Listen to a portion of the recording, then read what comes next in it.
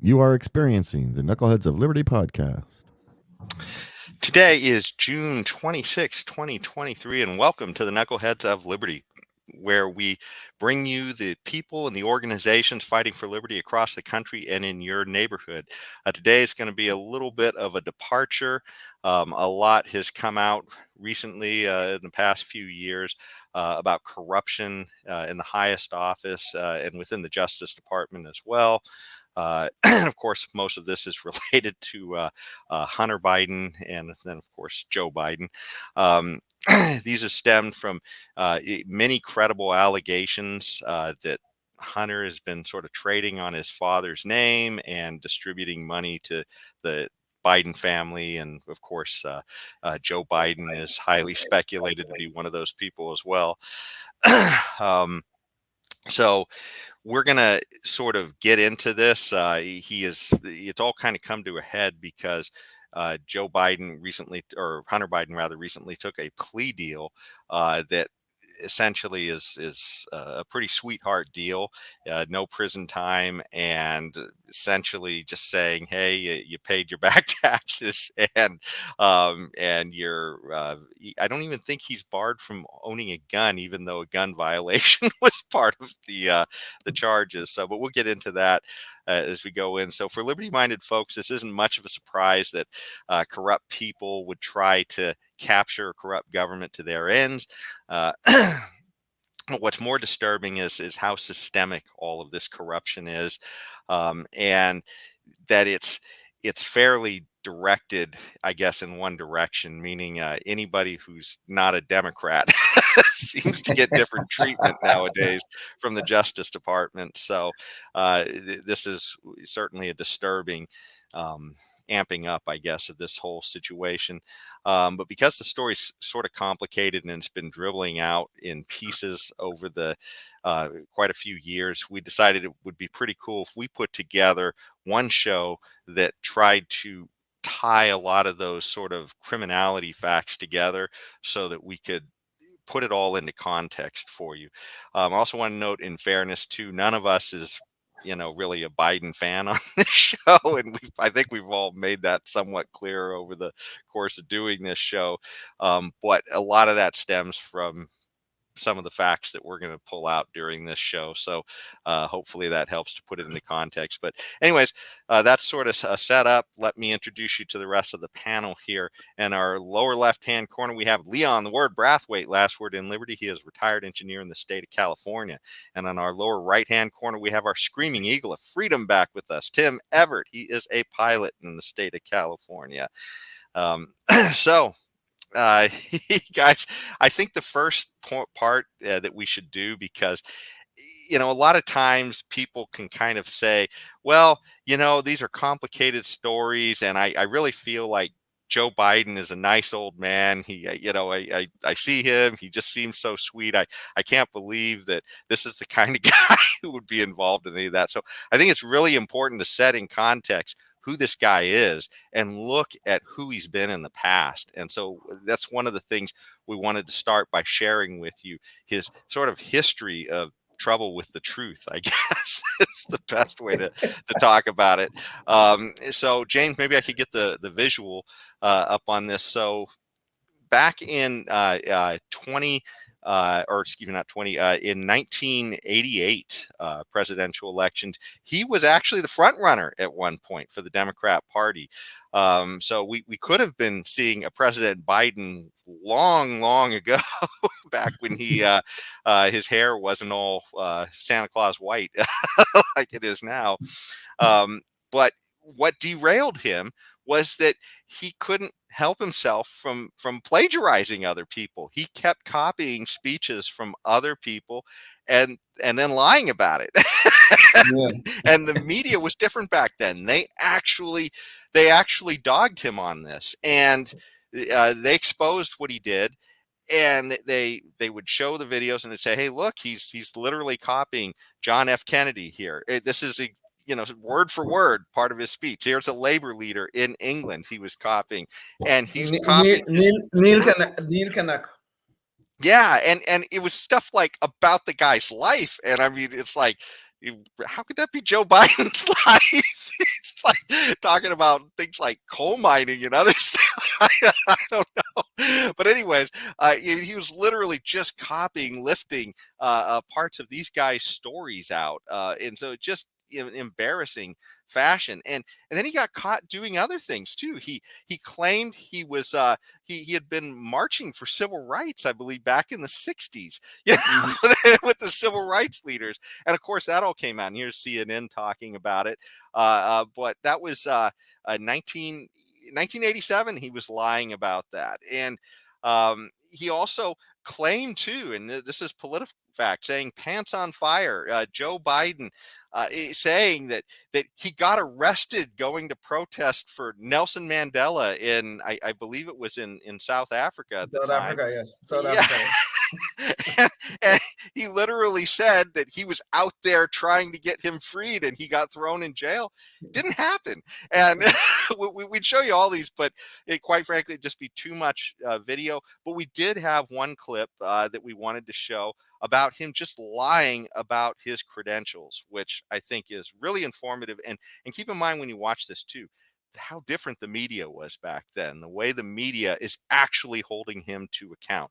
Our invisible hand, James, can you bring up the clip number 1?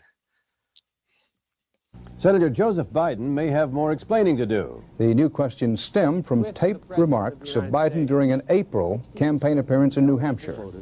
I went to law school on a full academic scholarship, the only one in my class to have a full academic scholarship. Went back to law school and in fact ended up in the top half of my class.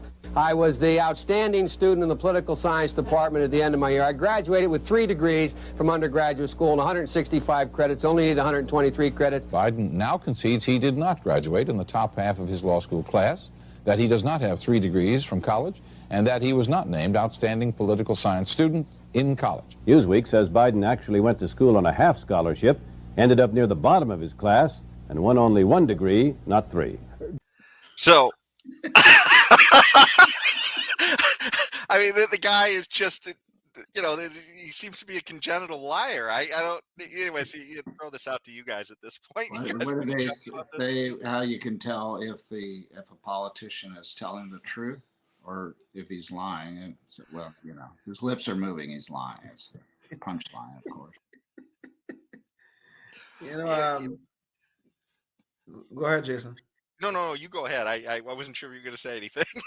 Oh yeah, no. Joe Biden has a well-documented history of lies and plagiarism. There's even an issue which we don't have to go into details about it. During law school, as when he was in law school, which would have been sometime in his mid-20s, he plagiarized an article, a law school article. It was discovered, I think, in the 1980s after he was a senator. And then he said, oh, it was something about improper citations, you know, again, trying to minimize the impact of what he actually did. But he has a very well-documented history of lies. And you go back and look at some of the things he have said over the years. I mean, you mentioned this stuff about the Labour leader in Great Britain. In that particular case, the Labour leader, who was Neil Kinnock, talked about the Canucks working in the coal mines for 1,000 generations or something like that. It probably was exaggerated. I don't know. But Neil Kinnock said it. Joe Biden took this thing word for word and repeated this thing as his own story and that of the Biden family. And it turned out all lies. But this have been his history of lying for political gain to make himself better than he actually is. I mean, it is true that he has a lot of tragedy in his life, and which, you know, you feel for him. But even those tragedies he used for political gain. He talked about his son, Bo, dying in Iraq. He did not. I mean, it's tragic what happened to him. He died as a young man, but he did not die in Iraq. And Joe Biden has said this. But the lies just keep going on and on and on. And you always have to wonder, where is it going to stop? The man is not president of the United States. So it's just keep multiplying. And it's like this monster that seems to be consuming us here in the United States with this man sitting in the Oval Office. You know, Yeah. one of the areas too that, oh, sorry, were you going to say something, Tim? Just that I don't have a lot to add to that. I think we've established that he's the quintessential example of a lying politician. Only in his case, it's kind of gone a little beyond the pale. Anyway, put it that way. Yeah. Yeah, no, it's just absolutely crazy. I was just about to say something. I can't remember. I guess I have a Biden moment going on. So, but you know, there was another thing I thought was a little bit. Jason, just make something up. It's okay. Yeah, I'll complete the Biden moment by just making it up. have a real Biden moment, Jason. A real one. It is one thing. It is one thing to forget something that happened, but it's one hell of a thing to remember things that never occurred. Okay, and this is and this is Joe Biden's problem. This is Joe Biden's problem. He remembers word for word, event for event. He remembered a whole bunch of stuff that never happened. That is an amazing feat. I mean, whatever stuff that guy is smoking, I think I want some of it too. Well, he's truly a legend in his own mind, as Clint Eastwood might say. I mean, you know, like I said, he's a civil rights leader. He's been in prison for Mandela. What's that stuff? This guy's great. This guy's great. This guy steered on corn pop, all kind of stuff. I mean, hey, that's another thing. Speaking of corn pop, okay, so let me bring this up to you too. So we do have a little video clip, and maybe we'll share a little. I'm a little bit nervous just because it's a Stephen Colbert thing, so maybe we might talk over it a little bit just so it's not doesn't flag anything. But there was an incident that happened when Joe Biden had left office as vice president. He had a swimming pool named after him. And so Joe Biden tried to talk about his history as a lifeguard at that pool. And so he started talking about how there was some gangster named Corn Pop back in the day. He got in an altercation with him at the diving board, and then he had and how Corn Pop ran with some bad dudes, and he had to meet him out in the parking lot, and he met him with a length of chain that he had to face him down with. I mean, it's just like bizarre stuff, and it was so bizarre that even the sort of lefty media would not leave it alone. And back when I guess Colbert didn't think he was going to be president at that point because Joe Biden wasn't doing very well in the polls, and so they put together a little skit on this whole interview that he did, where with him facing down Corn Pop. Sorry, I guess I don't have the visuals up. James, can I get the visuals up real quick here? So here we. Oh, Corn Pop was a bad dude, and he ran a bunch of bad boys. And I did, and back in those days, to show how things have changed, one of the things you had to use, if you used pomade in your hair, you had to wear a bathing cap.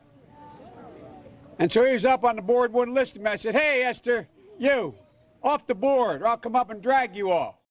So Colbert was even making fun of this back then. I mean, he was sort of not off limits because they thought he wasn't going to be the candidate. It looked like it was going to be Kamala back then, and then the wheels sort of fell off of her campaign, and then they were terrified that they thought Bernie would win. So they all coalesced because they thought, well, the guy who just sat behind Obama, let's put him up there.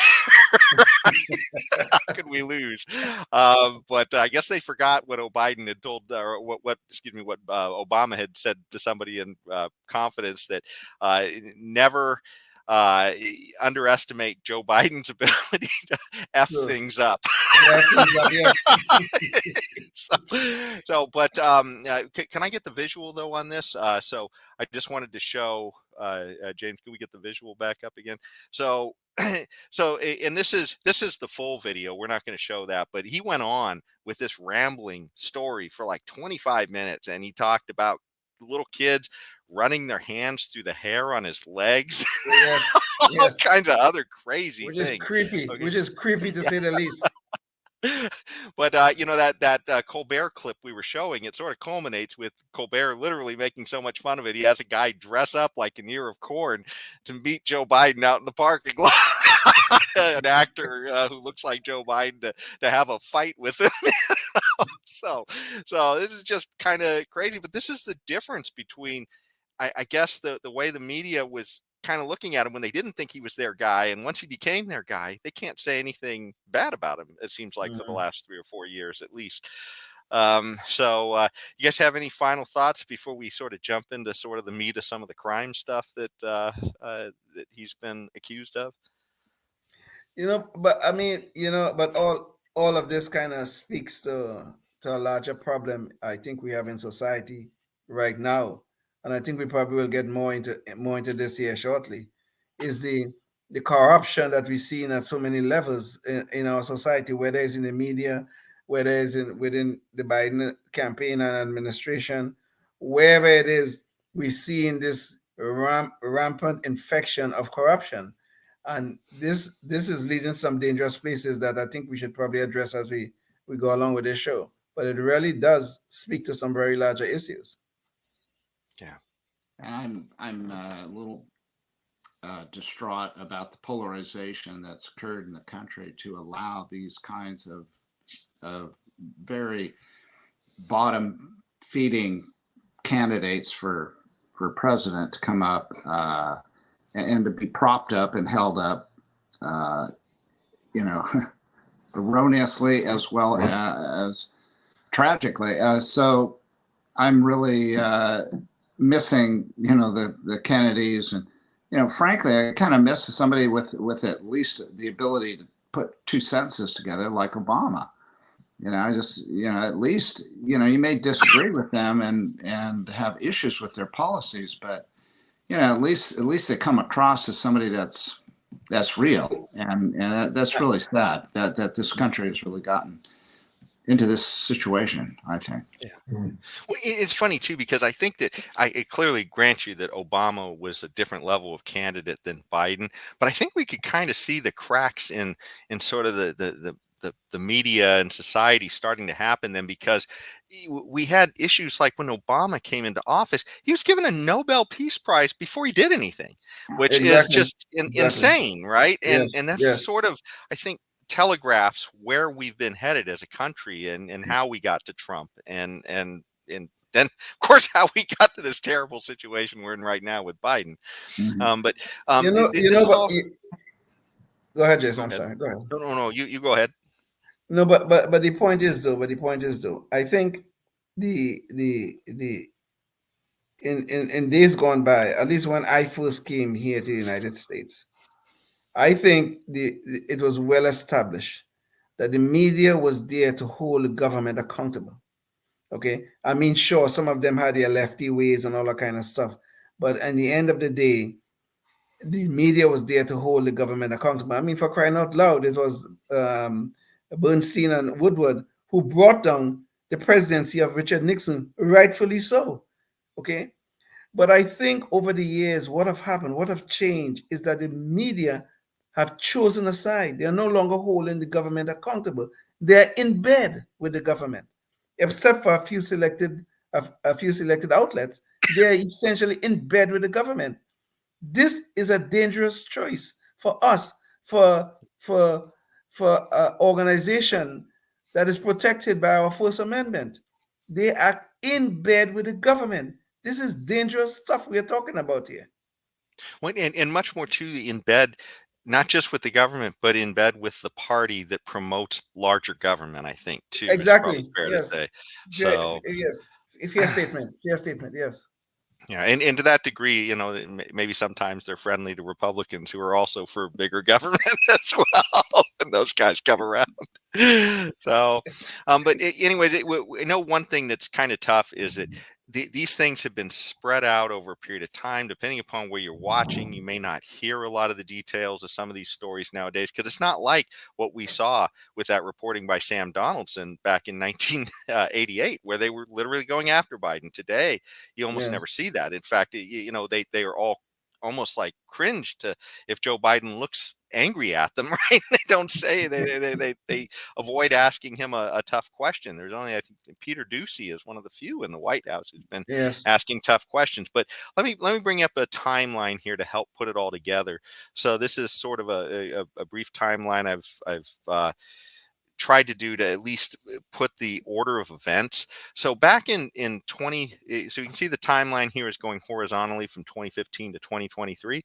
And so just before 2015, that's when Hunter Biden was given the position as counsel in Burisma, that's a Ukrainian energy company. So he was hired as chief counsel at the time, and I believe he was also sitting on the board as well.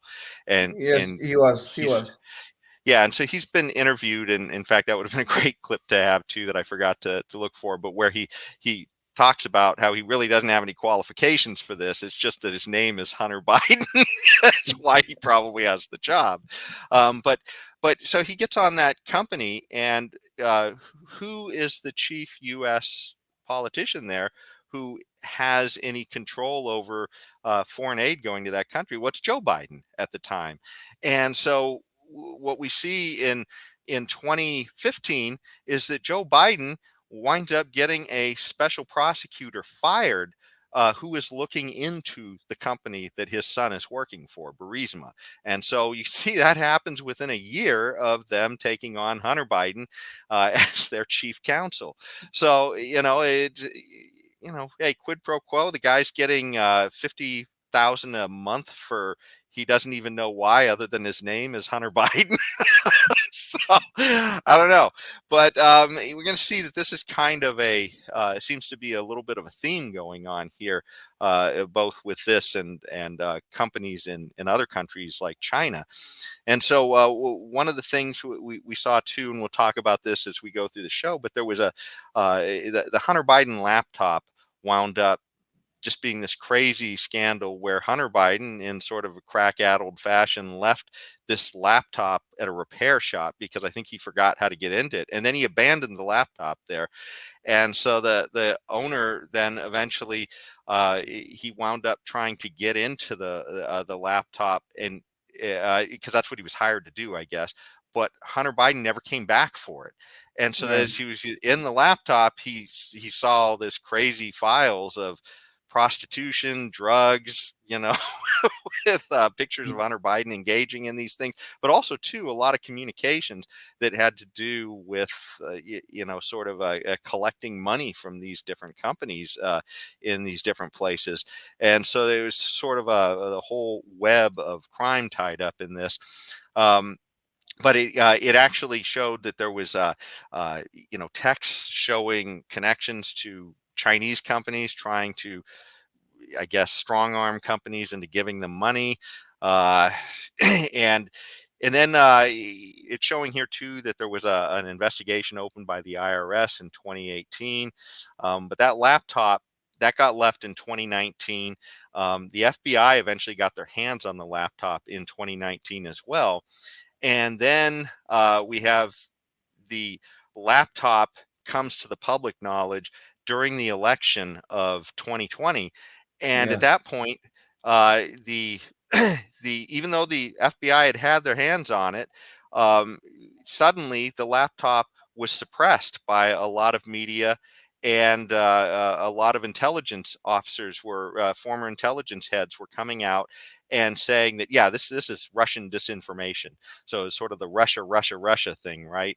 And even though the government actually had the laptop, they were trying to say this was all a fantasy and it was all, Russian disinformation, when the government knew good and well that that wasn't the case, and all this right before the election. And of course, they shut down the New York Post's reporting on this because they were the ones who broke the story.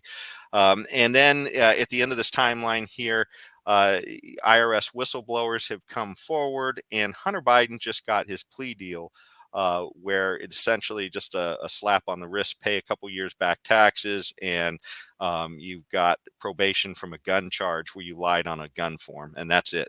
So, but let's dive into some of the actual events. So here's the AP story. They talk about Ukraine, Burisma's Ukraine's Burisma energy firm hiring Biden as a lawyer, and they even talk in the article, this AP article, how hey, there could be some conflicts of interest here because his dad is the one running this thing. He's the point. He was the point person for the Obama administration on Ukraine. Yeah. And as we noted, Joe Biden's actually wound up getting a prosecutor fired who was looking into the whole Burisma company and corruption that may have been going on there. And so this story actually was in the Hill. And this was, I'm bringing this up because a reporter named John Solomon, and I guess he's a award-winning reporter. He brought this story out originally. It was posted in 2019. Okay, so well before the 2020 election.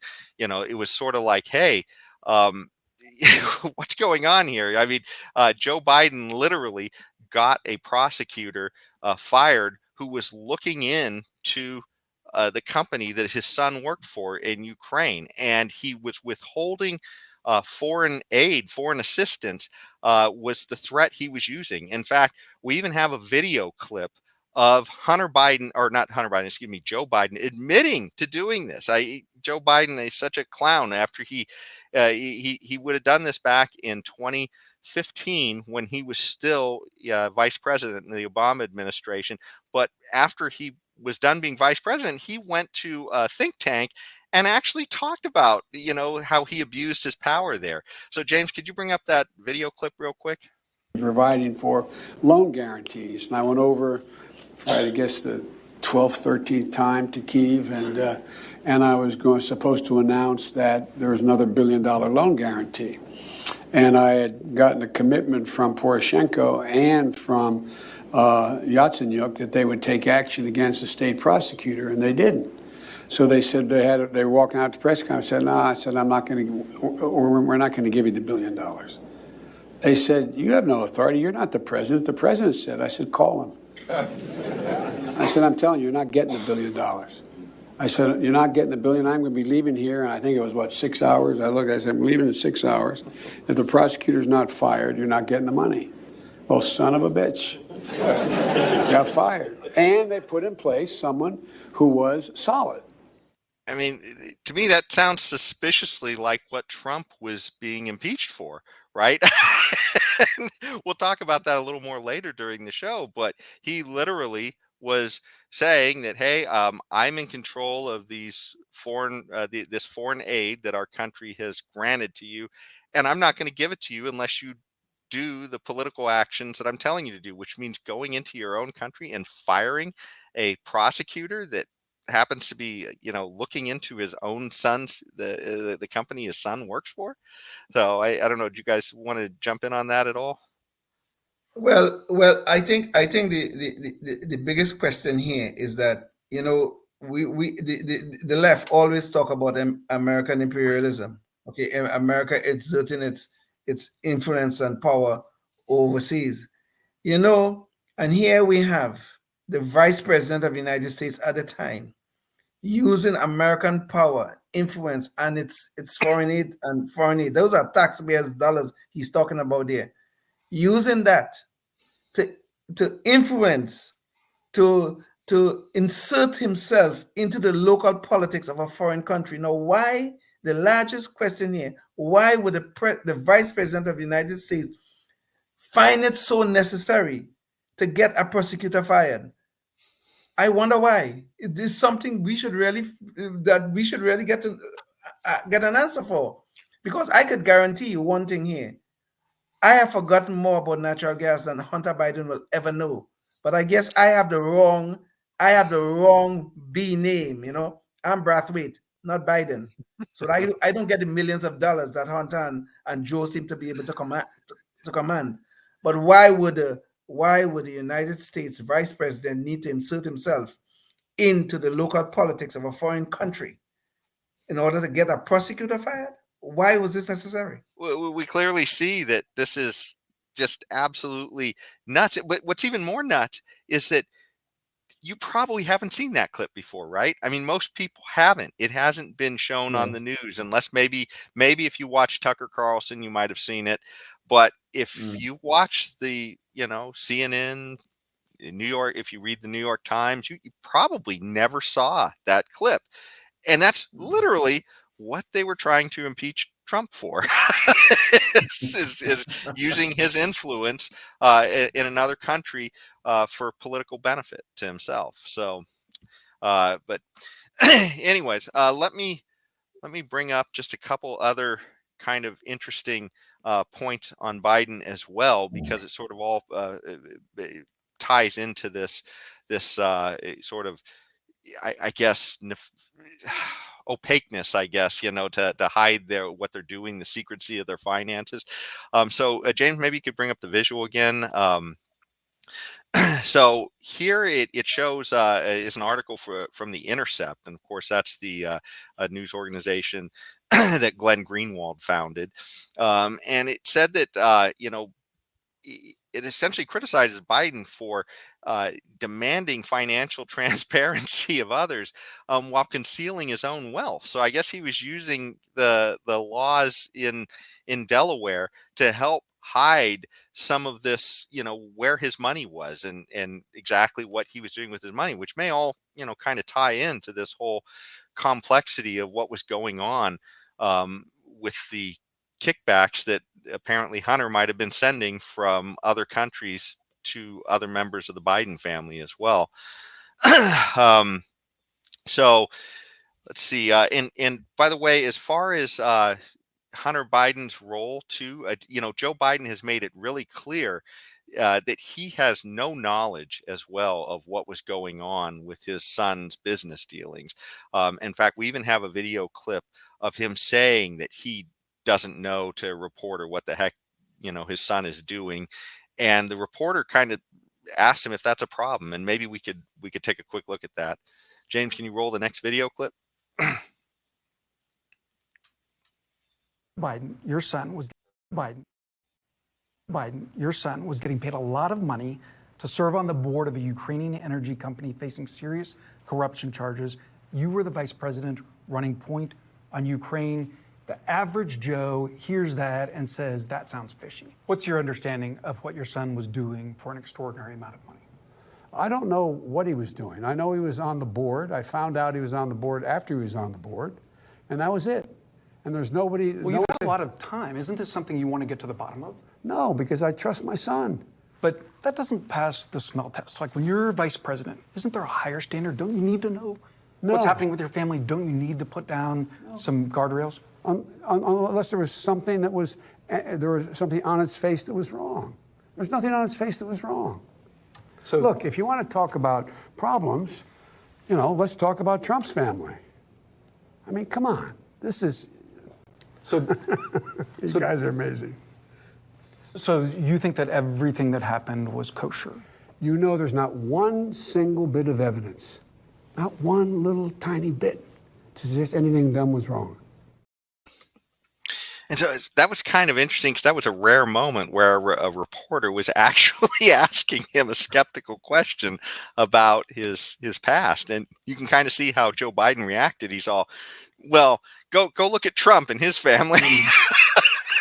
Deflection, notice. Yes. Yeah.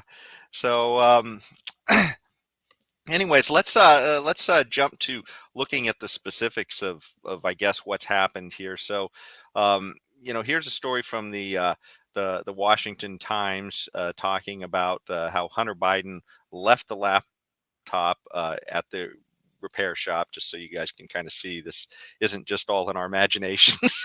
It's funny, there's been so much gaslighting by the sort of by the left-wing media. It seems like, if you try and talk about any of this stuff, they say that it's all conspiracy theory. And that's I guess been one of the disturbing things about all this too, is how little skepticism that so many journalists now have of digging into this stuff. It seems like it's only maybe some of the sources on the right that are willing to dig because they're not with the Democrats, but so much of the mainstream media, the New York Times, Washington Post, NBC, NPR, ABC, CBS, all of them. Yeah, very, very, kid gloves, I guess, with Biden and looking into this stuff that, like you were mentioning before, Woodward and Bernstein would have just been, tearing it up to try and make a name for themselves. And somehow Yeah. that doesn't seem to be what's happening in journalism anymore. It's sort of like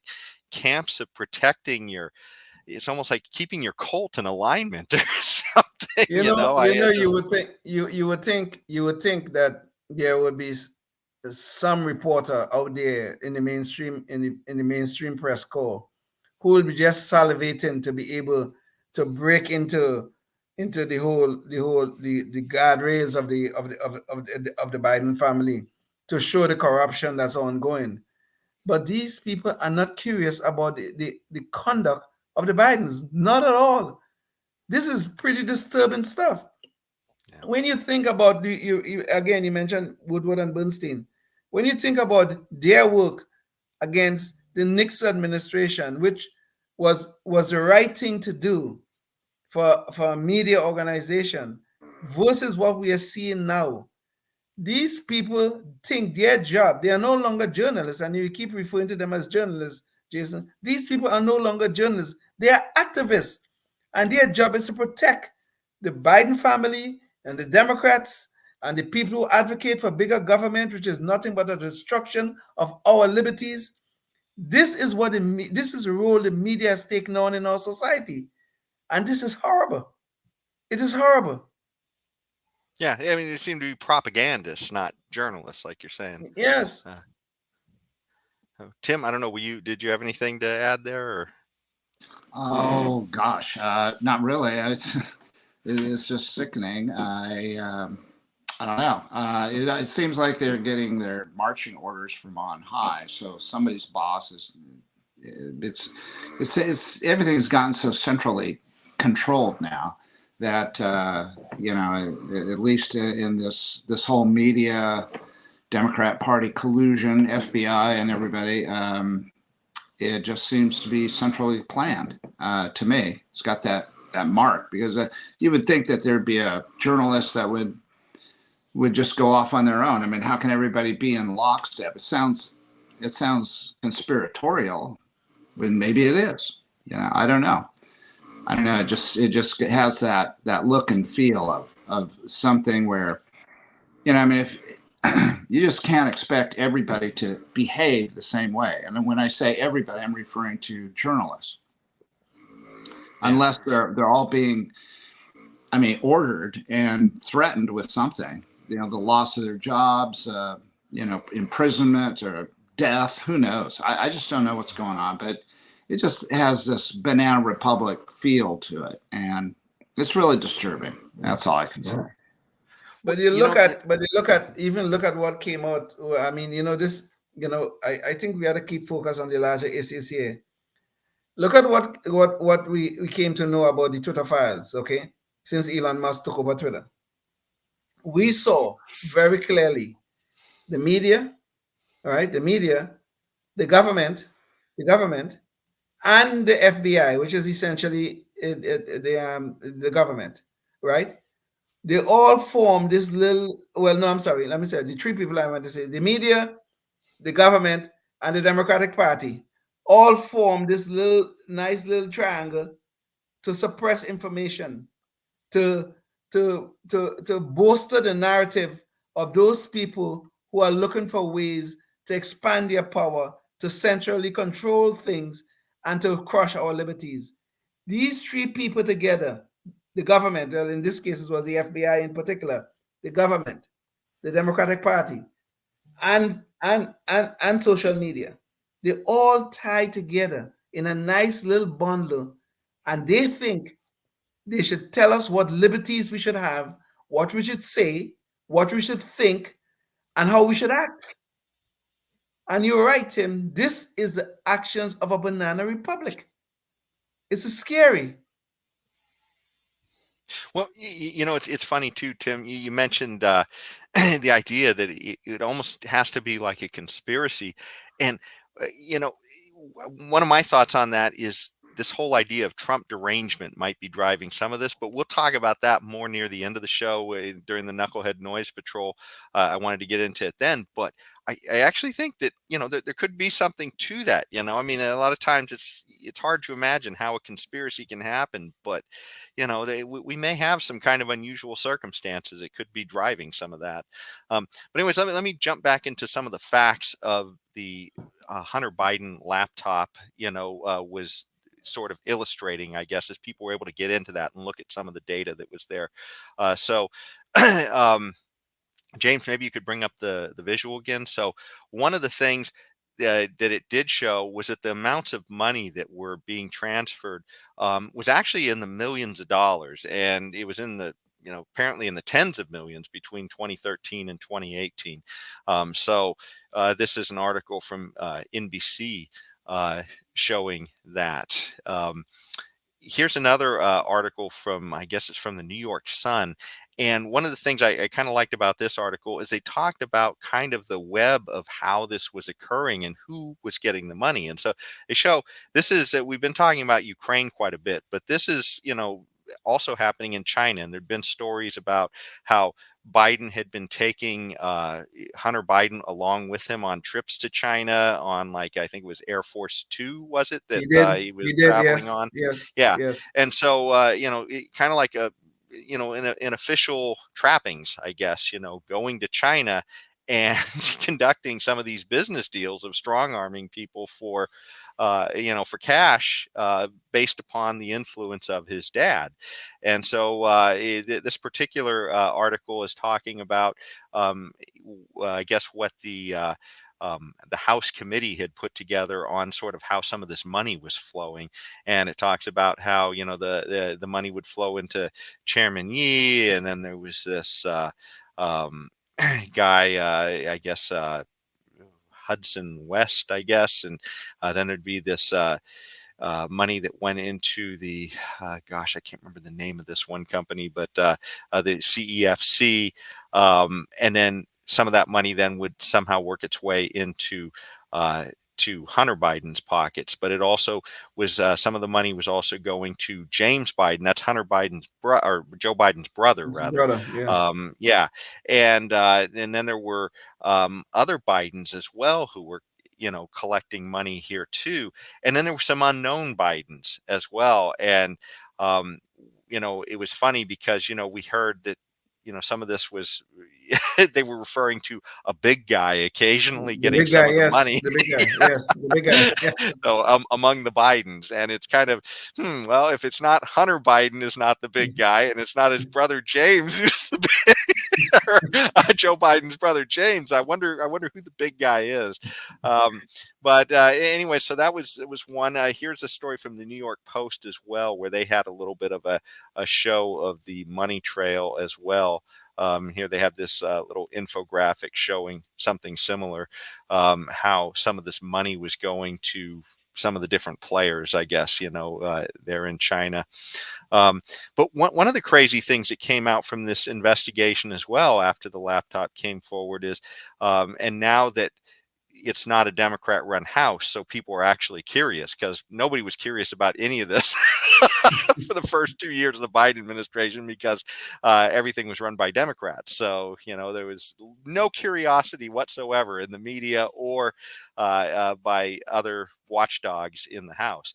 But now that the House has some people who are naturally skeptical of Biden, they've actually done some digging and found out that the Bidens have 20 shell companies, LLCs, that are connected to them. They apparently produce nothing, no products or anything else. They just seem to be ways of sending money from one person to another, with Biden's at the end of a lot of these chains on where this money is going from companies in either Ukraine or China. So, it's why does somebody need 20 shell companies, that their family owns a part of? That doesn't even make anything. I mean, do you guys know of anything that's being produced by Biden other than fiction? Yes, I know of something. I think we call it influence peddling. Yeah, we know about something. Of course, that's produced. They're producing a lot of it. At least I can allege that at the very least. You know something that we didn't even touch on? Since Joe Biden was 29 years of age, he been involved in politics. He been in Washington D.C. And except for the years between the end of his vice presidency and then when he ran for president and won in 2020, except for those years, Joe Biden had been in Washington D.C. How did Joe Biden amass all this wealth when he was just working in government all these years? How did that happen? He always like to boast he was traveling back and forth on the train for all these years. He traveled over 1,000,000 miles or some kind of nonsense like that and stuff. But how did he amass this wealth? It is something we should talk about. One of his tax returns show that he had like something like $8 million in book royalties, which when you do the math on it is virtually impossible to understand how he could have gotten that level of royalties on a book that only sold 300,000 copies. You know, it's all of these things are there for us to look at. And you talk about these shell companies. Why would somebody need 20 shell companies? Okay, so that's a good question. Why? Other than to produce something like influence peddling or something like that, or to hide a money trail, why do you need 20 shell companies?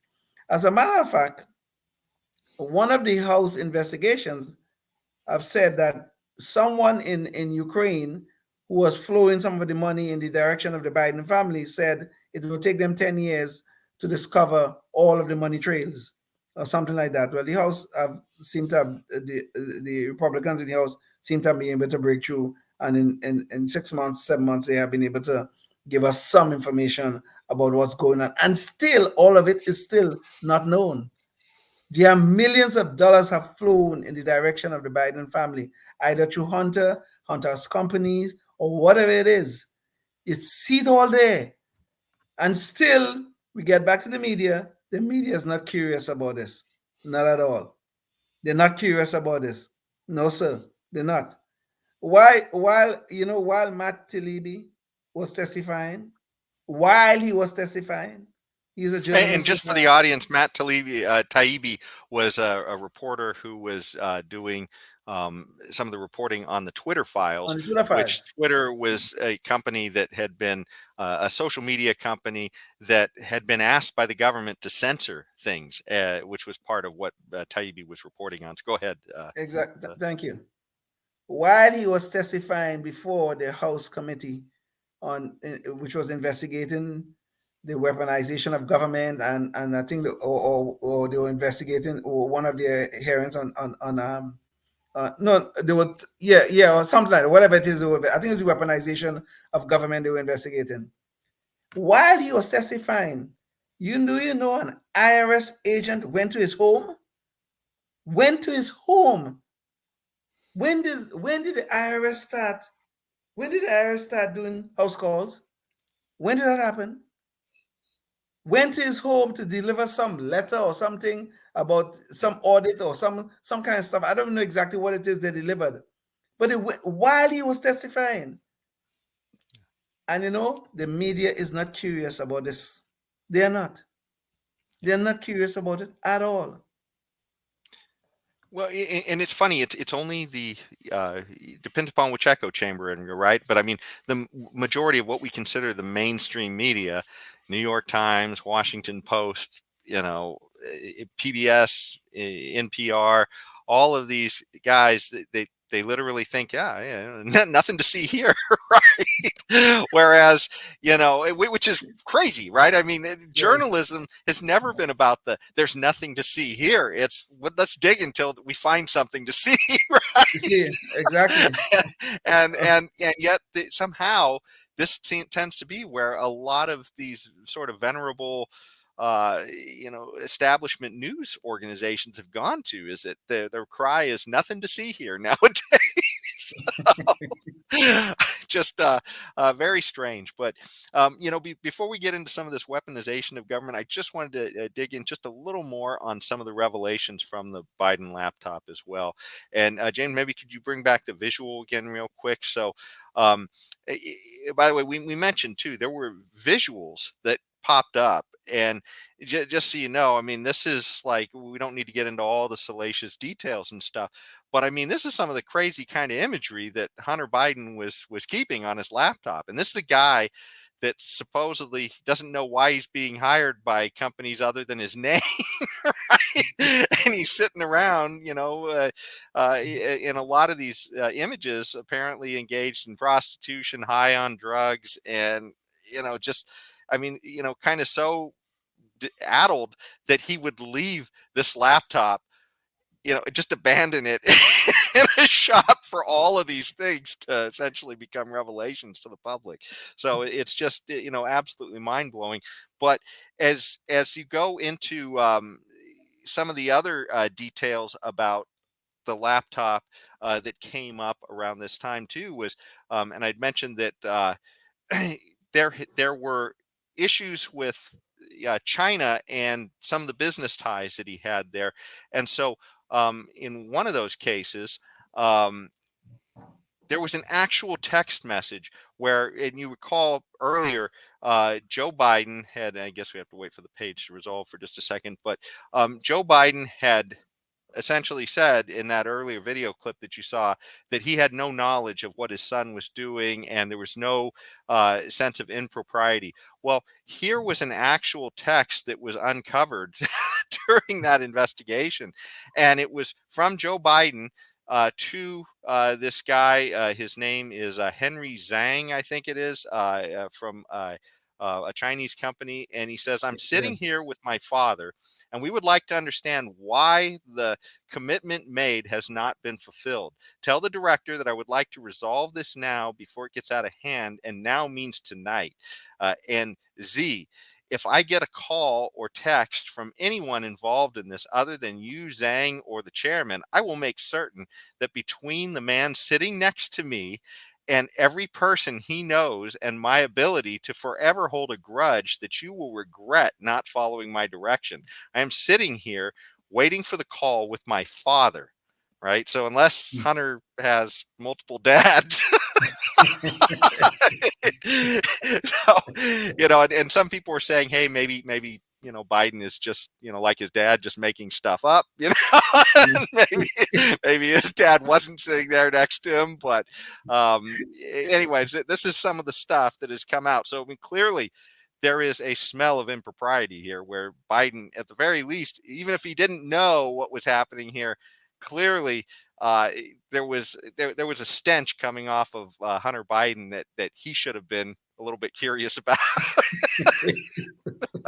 So there's that.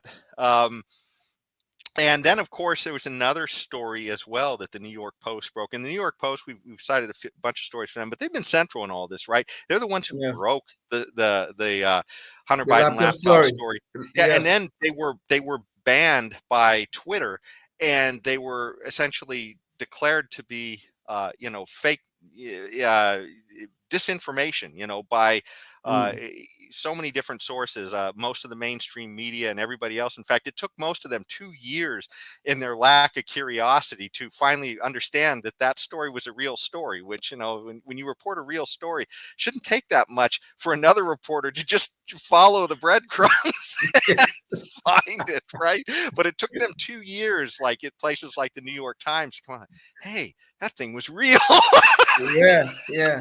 So, but one of the other things was here was a story that came out as well from there where Hunter had, I guess there were emails in that laptop that revealed how Hunter had introduced his dad to a Ukrainian businessman, that he was connected to in Ukraine back then. So, I mean, these are things that go against the accounting that Joe Biden has given, that, he knew nothing that was happening. And, the bags of cash just kept rolling into his family. quite by accident.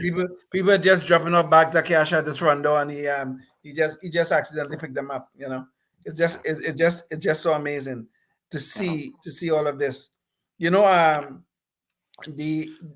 hold on, Leon, real quick before you go. There's 2 real quick video clips I wanted to show, and it just shows the idea too of Hunter Biden, how he's his own acknowledgement of the laptop, right? The idea that he can't even give a clear story on the laptop. And then his dad talking about his confidence level. So James, could you roll those two clips? Yeah. Was that your laptop? For real, I don't know. I know, but you my know point that's is, this. I is really don't know. Okay. The answer is You don't the know truthful yes answer. or no if the laptop I don't have was any yours. idea. I have no idea. So whether or could not. have been yours. Of course, certainly. There could be a laptop out there that was stolen from me. There could be that I was hacked. It could be that it was Russian intelligence. It could be that it was stolen from me. And you didn't drop off a laptop to be repaired in Delaware? Not that I remember at all. We have great confidence in our son.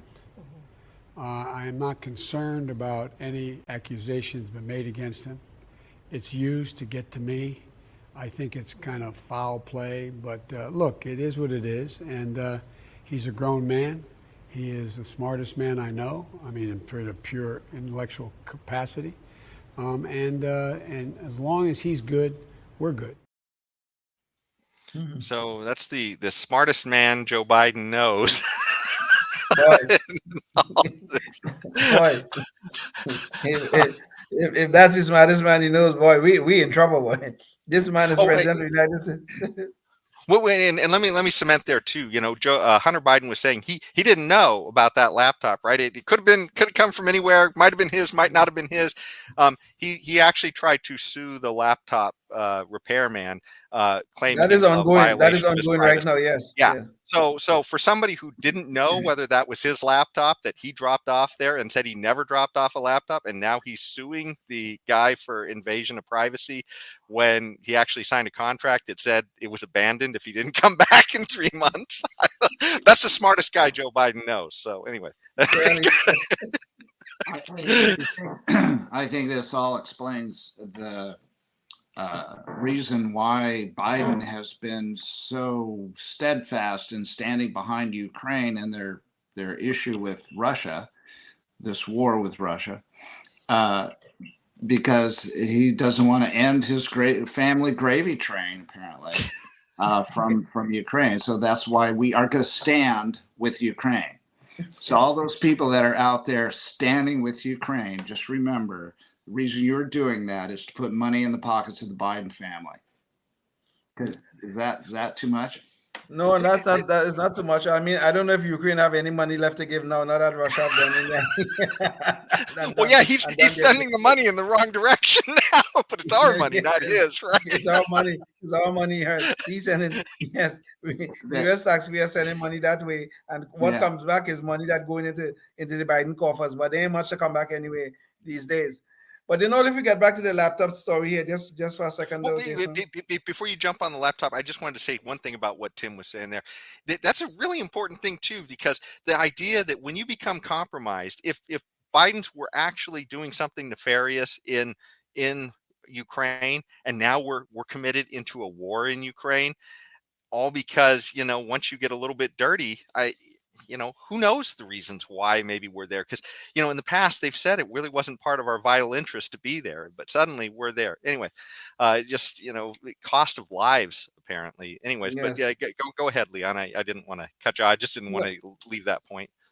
No, fair enough. But getting back to that laptop story here, I mean, you almost have to sound conspiratorial when you describe this thing. At the time, during the 2020 elections, the FBI had possession of the contents of that laptop. They did. Okay. So they knew it was not disinformation. Well, Leon, we were going to talk about a few articles of weaponization of government here, and let me jump to those articles real quick, okay, and then let you talk, because otherwise you just kind of backtracking and stuff. So one of the big issues here we've seen is sort of this weaponization of government, and in furtherance of, I guess, hiding this scandal. And so as we showed in that timeline, the laptop it came out in at least to public knowledge back in during the 2020 election cycle, and immediately it was a national security. James, maybe you could pull up this visual here real quick so I could show. This is a story from Politico. Essentially, a group of retired security heads, guys like oh gosh, I'm Brennan and Clapper, yeah. Michael Hayden, all of these guys. Yes. Yeah, and I'll actually show them in the letter that they made in a second. But this is the story, anyways, that Politico had, where essentially they were saying, "Hey, look, this whole laptop, this is all Russian misinformation. Nothing to see here. You don't need to look any farther. And we're telling you because we're all the guys who would know, right? Former heads of NSA, CIA, FBI, whatever. We're all the guys who would know if this is, Russian, intelligence attack against us to try and unsettle our elections. And we're telling you that's exactly what it is." And here is the actual letter that they sent here. And so it talks about their standing in national security and how they want to say that, hey, look, this is, most likely Russia trying to influence Americans to, vote against Joe Biden, essentially, what they're saying. And then you go and see who it's signed by. And here's Jim Clapper. That's the guy that Snowden exposed. Oddly, Jim Clapper gets paid to come on places like CNN still. Snowden, for exposing him, is in exile, right? I mean, this is kind of where we are today. This is kind of the crazy land. But you see all these directors, former directors of, the CIA, deputy director of the National Intelligence, and more CIA people, just a lot of CIA people. Yeah. So anyways, you can kind of see that this is just a who's who of our intelligence spooks all coming out, essentially giving us misinformation as the public that this was a fake laptop, all while the FBI literally had the laptop. Right. Exactly. That was corruption we've been under. Right. Yes. Well, and then it takes places like the New York Times a couple years to figure out that, hey, this is a real story. Really? But this is one of the things too that is crazy about this whole story is that these guys didn't come out on their own. The guy who asked them to write that letter is Biden's current Secretary of State. That's what triggered the entire letter being written that caused everybody to say, hey, this is all fake news. This is all misinformation generated by the Russians. It's the guy working for the guy he rewarded by giving him the Secretary of State position. So just absolute, insanity in all this stuff. It's too bad they don't have a picture of the guy here in this article. But anyways, go ahead, Leon. So that kind of sets the stage for your discussion. I think you kind of touch on what I was going to say, though. The point is, though, at the point in time that this letter came out, the FBI had possession of the contents of that laptop, so they knew it was not Russian disinformation. They knew that. The CIA also must have known it was not Russian disinformation, because they certainly would have wanted to check this thing to make sure that it was not, if they're doing their job. So we know those two government agencies knew it was not Russian disinformation. The Biden campaign knew it was not Russian disinformation because Biden's son left the laptop at the repair shop. So all of these people knew it was not. It was not. But yet we have these people using their credentials as former heads of CIA, former heads of NSA, or wherever else, using those credentials to inform the public. Well, that have all the hallmark of a Russian disinformation campaign. They said something like that. And so Joe Biden, of course, used it during the election. All of these people said that is Russian disinformation, and what Trump is accusing me is nothing but garbage, blah, blah, blah. But the truth of the matter is they were covering up the very serious offenses that are being committed by Biden and his family. That is what they were doing. They were covering up the corruption. And to hammer just that before the point home, election. Leon, well, during the debate that Trump had with Biden, Biden literally used that letter as his Yes, defense, saying that, hey, I've got 50 intelligence heads that say that this is all a fake story and that you're just spreading lies about me and my family. yes, You know, when we knew it was all true, well, at least, you know, there were people in government who knew this was all true. And exactly. just, yeah, you know, yeah. So, Tim, did you have anything before we jump to the next thing? Just that the insinuation is that it's top down stuff. Those people that signed their names to the letters, you know, did they just go, oh wow, oh, you got a letter saying that it's Russian disinformation? I can't wait to sign my John Hancock to that letter. Or did they come kicking and screaming and under orders, you will sign this letter? I wonder what went on in the background there to each one of those signatories. That's what I'm wondering. Yeah, no, and that was that whole thing with Blinken. He reached out to one of the people who, gosh, I can't remember the guy's name. Michael Morrell. Yeah, that's it. Yeah, you know, and he was, I guess he was the acting director of one of these Of intelligence CIA. agencies. He was the acting Yeah. director of CIA at one time, yes. Yeah.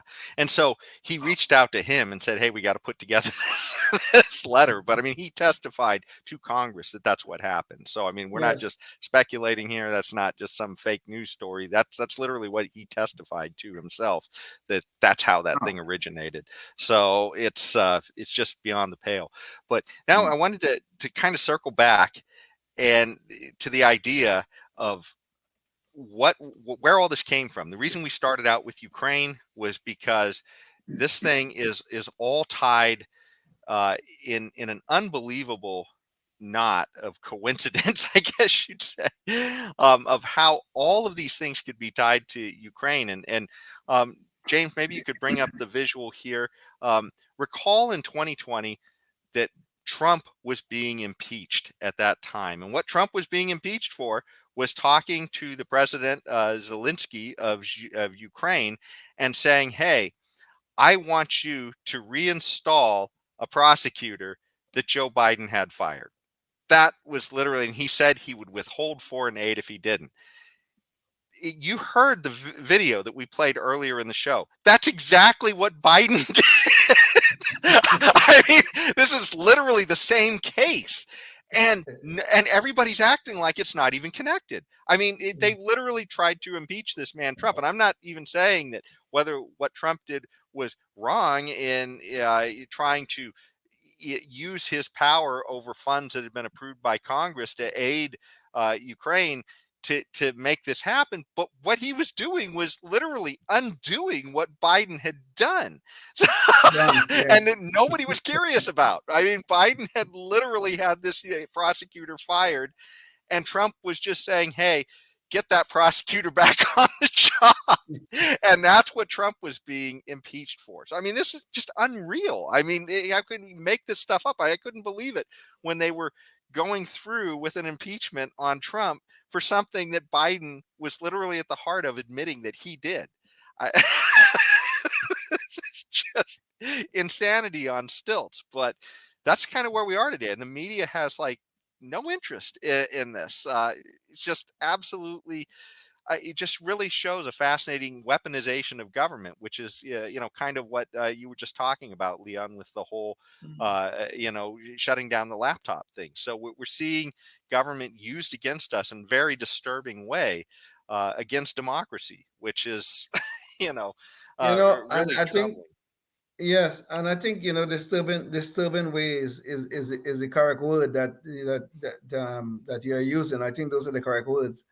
Because what we are seeing here, I mean, the larger point here, I mean, yes, of course, the corruption within the Biden family, I think, is a relevant issue. I think we should talk about it, and people should go to jail if it becomes necessary.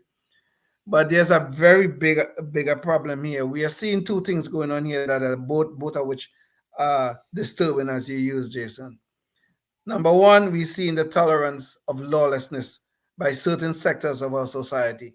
In this case, we're looking at the Biden family and the alleged lawlessness that is going on, and it's being tolerated. Nobody's curious about it, not in the media. We're not seeing the Justice Department going aggressively after them to find out what happened, if anything did happen that was nefarious in terms of his conduct. No one is doing that. The other thing that is happening also that is even equally horrible is the selective prosecution of certain people. I mean, if you want a very good example, I am not here to defend Donald Trump. I'm not here for that. But I will defend the rule of law and I will defend an American citizen. Look at what they did. The FBI raided the home of a former president. Raided the home of a former. You may like Trump, you may hate Trump, but he was former president of these United States. They raided the home, seized supposedly because of classified documents. There's the debate as to whether he was entitled to the documents or not. There was a dispute going on between Trump and the National Archives. Okay, but they raided the home.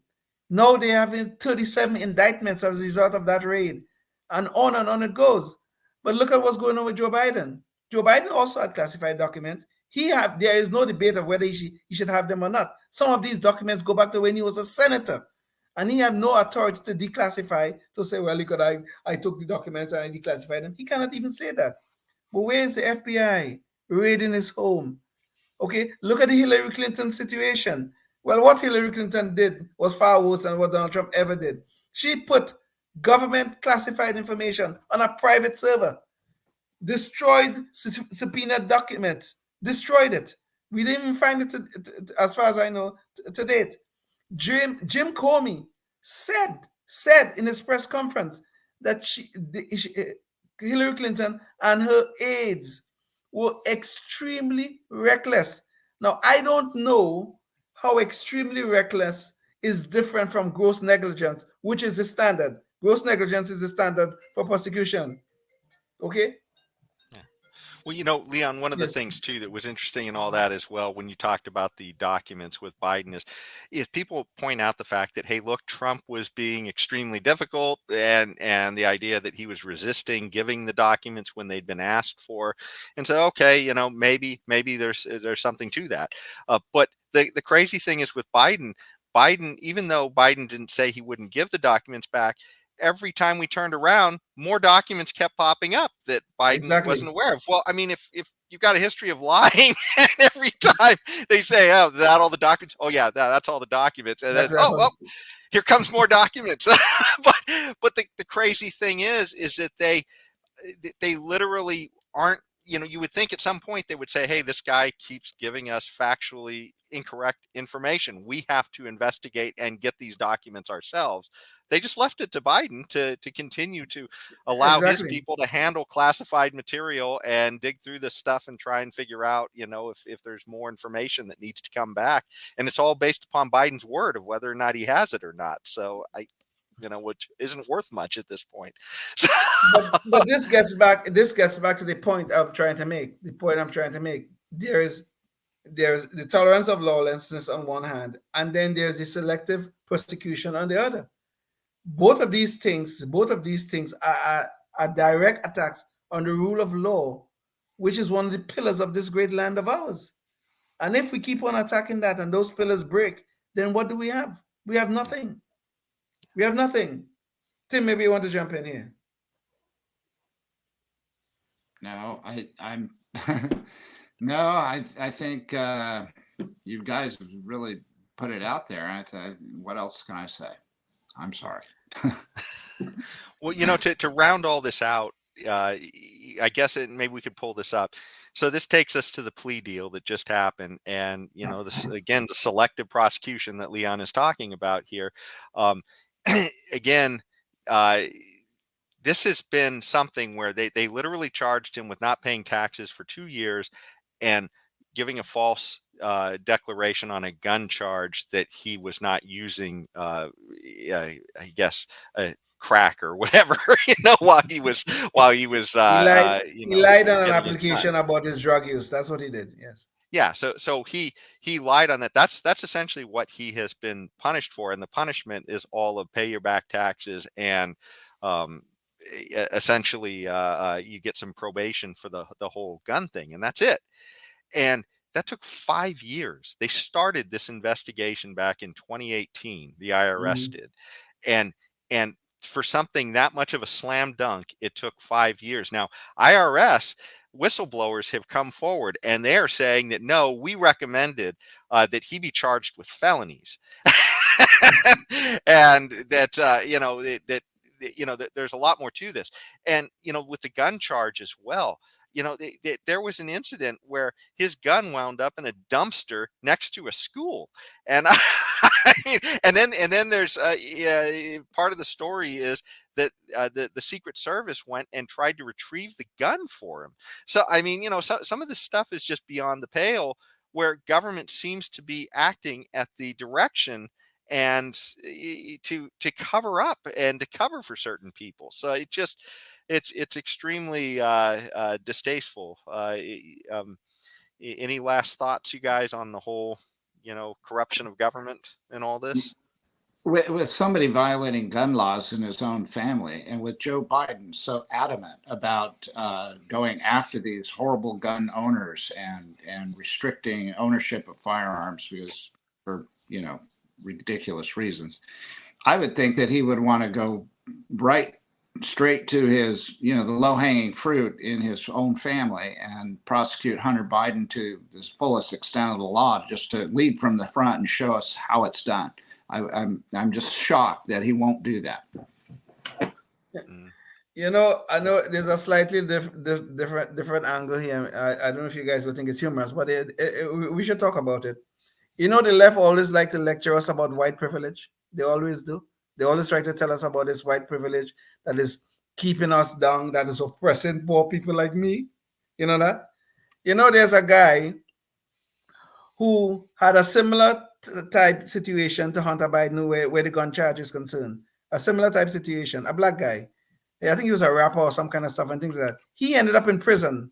For about 3 years, 3 years or something like that. But here's Hunter Biden, nice and white, named Biden, and he gets nothing. He gets to go to a diversion program. Leon, that sounds like Jim Eagle to me. There we go.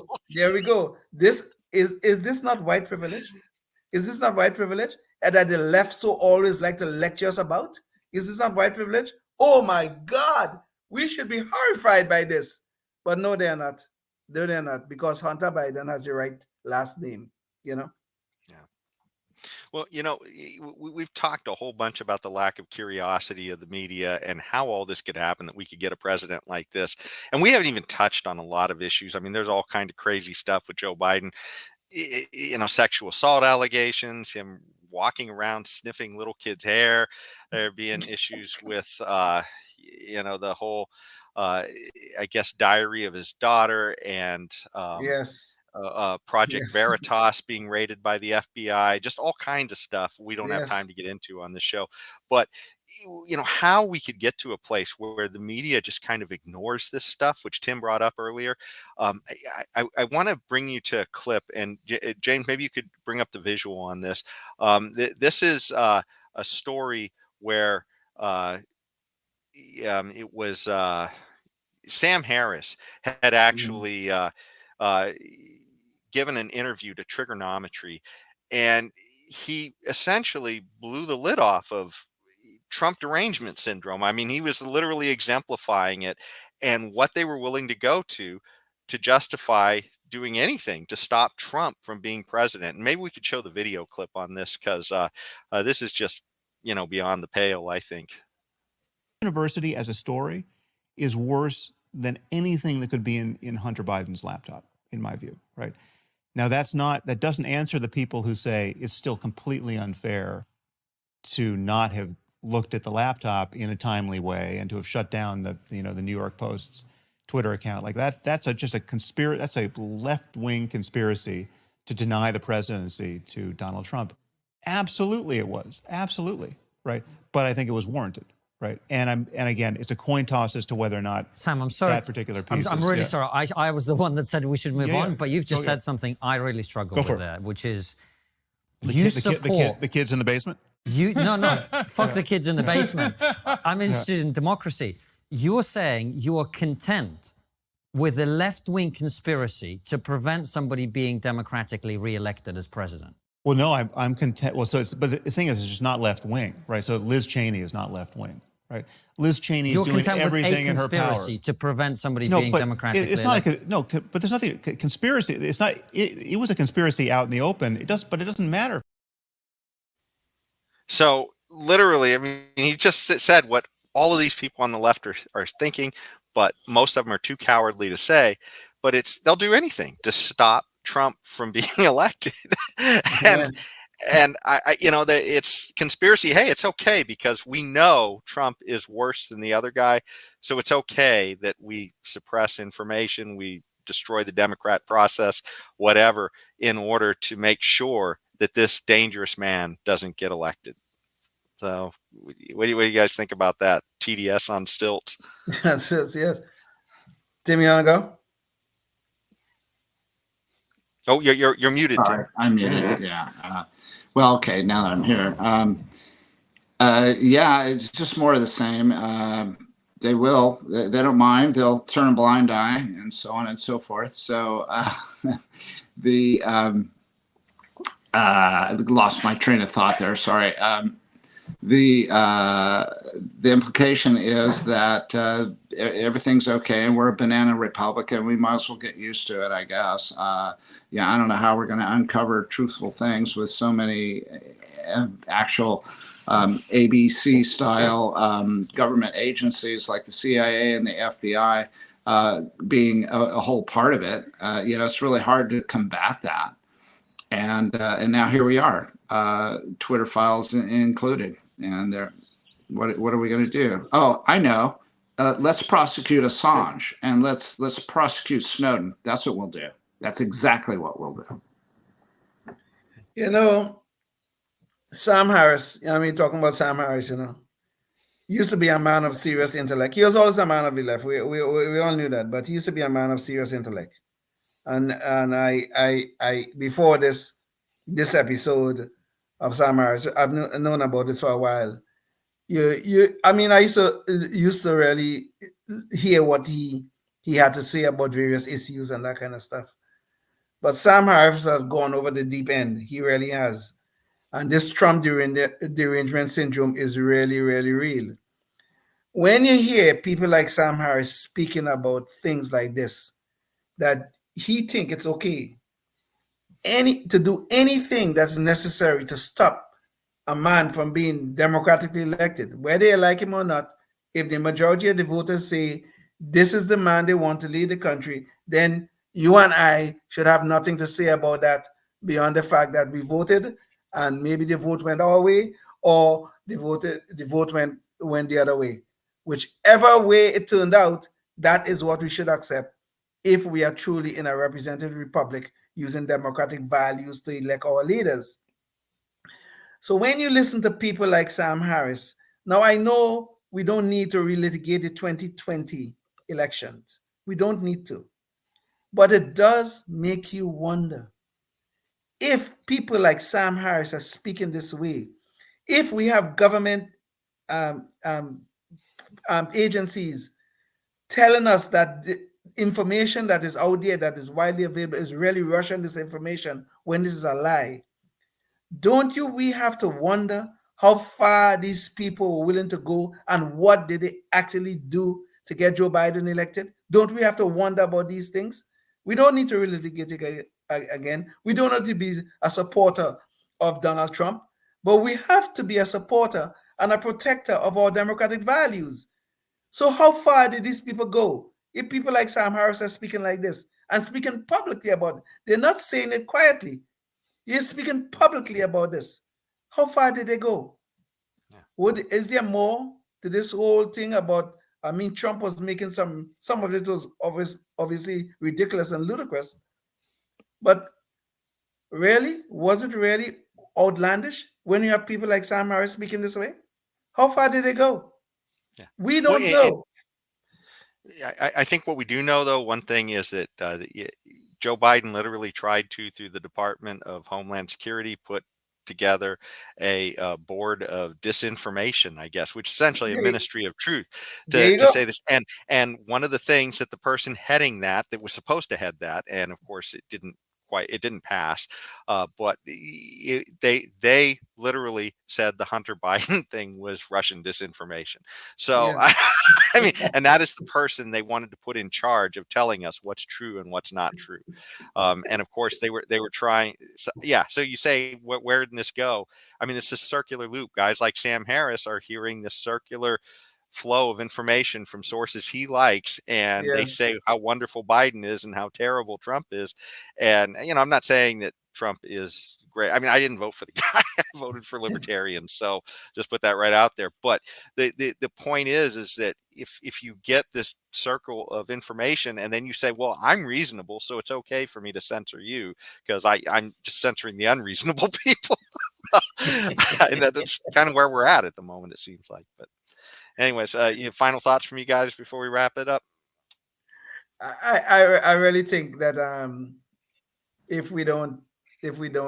when I say we, I mean we as American citizens, as a voting public, if we don't take a serious stock of ourselves and where we are going or where we are heading, we are on this little gravy train. Apparently, this gravy train that is benefiting the Bidens. We're on this gravy train where we are tolerating lawlessness. We're on this gravy train where selective prosecutions are ongoing, and we're seeing it right before our eyes. If we don't get off this gravy train and do something about it, and do something about it quick, we'll be lost as a nation. We will be truly lost as a nation. Yeah, I would second that cheerful thought to wrap up the show. So there you go. Sleep well tonight, everyone. Yeah, hopefully we've given you all with this special a bunch of sources so you can kind of help put it together for you if you haven't heard this stuff before. That was the intent of it. So again, thanks so much for joining us, and until next time, stay tuned and stay free. Yes, indeed.